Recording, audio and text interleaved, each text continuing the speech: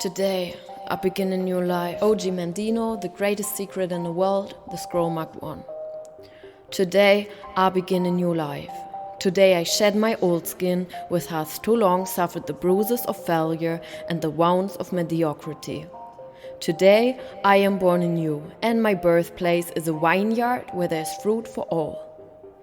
Today I will pluck grapes of wisdom from the tallest and fullest vines in the vineyard, for these were planted by the wisest of my profession, who have come before me generation upon generation. Today I will savor the taste of grapes from these vines, and verily I will swallow the seed of success buried in each, and new life will sprout within me. The career I have chosen is laden with opportunity, yet it is fraught with heartbreak and despair, and the bodies of those who have failed, whether piled one atop another, would cast a shadow down upon all the pyramids of the earth. Yet I will not fail as the others, for in my hands I now hold the charts which will guide me through perilous waters to shores which only yesterday seemed but a dream. Failure no longer will be my payment for struggle. Just as nature made no provision for my body to tolerate pain, neither has it made any provision for my life to suffer failure. Failure, like pain, is alien to my life. In the past, I accepted it as I accepted pain.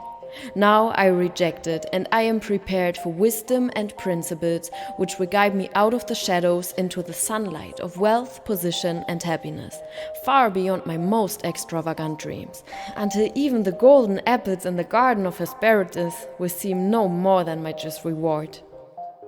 Time teaches all things to he who lives forever, but I have not the luxury of eternity. Yet within my allotted time, I must practice the art of patience, for nature acts never in haste. To create the olive, king of all trees, 100 years is required. An onion plant is old in 9 weeks. I have lived as an onion plant. It has not pleased me. Now I would become the greatest of olive trees, and in truth the greatest of salesmen. And how will this be accomplished? For I have neither the knowledge nor the experience to achieve greatness, and already I have stumbled in ignorance and fallen into pools of self-pity. The answer is simple. I will commence my journey, unencumbered with either the weight of unnecessary knowledge or the handicap of meaningless experience. Nature already has supplied me with knowledge and instinct, far greater than any beast in the forest, and the value of experience is overrated, usually by old men who nod wisely and speak stupidly.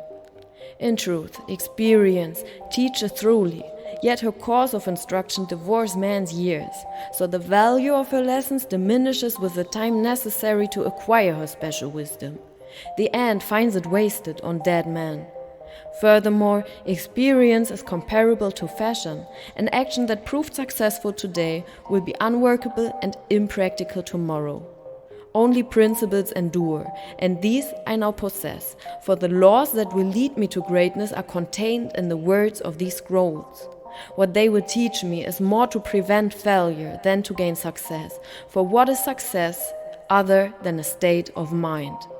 Which two among 1,000 wise men will define success in the same words? Yet failure is always described but one way. Failure is man's inability to reach his goals in life, whatever they may be. In truth, the only difference between those who have failed and those who have succeeded lies in the difference of their habits. Good habits are the key to all success. Bad habits are the unlocked door to failure. Thus, the first law I will obey, which precedes all others, is I will form good habits and become their slaves. As a child, I was slave to my impulses. Now I am slave to my habits, as are all grown men. I have surrendered my free will to the years of accumulated habits, and the past deeds of my life have already marked out a path which threatens to imprison my future. My actions are ruled by appetite, passion, prejudice, greed, love, fear, environment, habit, and the worst of these tyrants is habit. Therefore, if I must be a slave to habit, let me be a slave to good habits. My bad habits must be destroyed, and new furrows prepared for good seed. I will form good habits and become their slave. And how will I accomplish this difficult feat? Through these scrolls it will be done, for each scroll contains a principle which would drive a bad habit from my life and replace it with one which would bring me closer to success. For it is another of nature's laws that only a habit can subdue another habit. So in order for these written words to perform their chosen task, I must discipline myself with the first of my new habits, which is as follows. I will read each scroll for 30 days in this prescribed manner before I proceed to the next scroll.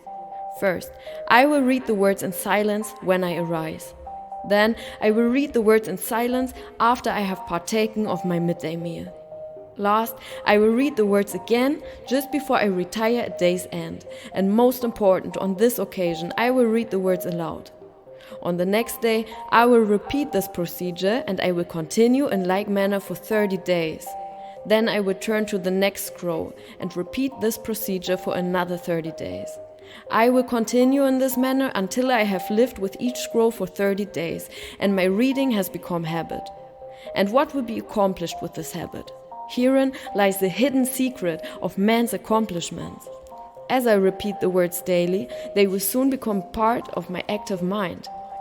But more important, they will also seep into my other mind, that mysterious source which never sleeps, which creates my dreams and often makes me act in ways I do not comprehend.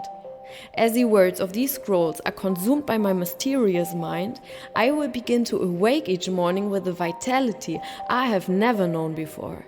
My vigor will increase, my enthusiasm will rise, my desire to meet the world will overcome every fear I once knew at sunrise, and I will be happier than I ever believed it possible to be in this world of strife and sorrow.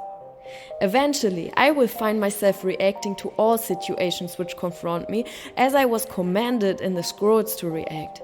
And soon these actions and reactions will become easy to perform, for any act with practice becomes easy. Thus, a new and good habit is born, for when an act becomes easy through constant repetition, it becomes a pleasure to perform, and if it is a pleasure to perform, it is man's nature to perform it often. When I perform it often, it becomes a habit, and I become its slave. And since it is a good habit, this is my will. Today, I begin a new life. And I make a solemn oath to myself that nothing will retard my new life's growth. I will lose not a day from these readings, for that day cannot be retrieved, nor can I substitute another for it. I will not break this habit of daily reading from these scrolls. And in truth, the few moments spent each day on this new habit are but a small price to pay for the happiness and success that will be mine. As I read and reread the words in the scrolls to follow, never will I allow the brevity of each scroll, nor the simplicity of its words, to cause me to treat the scroll's message lightly. Thousands of grapes are pressed to fill one jar with wine, and the grape skin and pulp are tossed to the birds. So it is with these grapes of wisdom from the ages. Much has been filtered and tossed to the wind. Only the pure truth lies distilled in the words to come. I will drink as instructed and spill not a drop, and the seed of success I will swallow. Today my old skin has become as dust. I will walk tall among men, and they will know me not. For today I am a new man with a new life.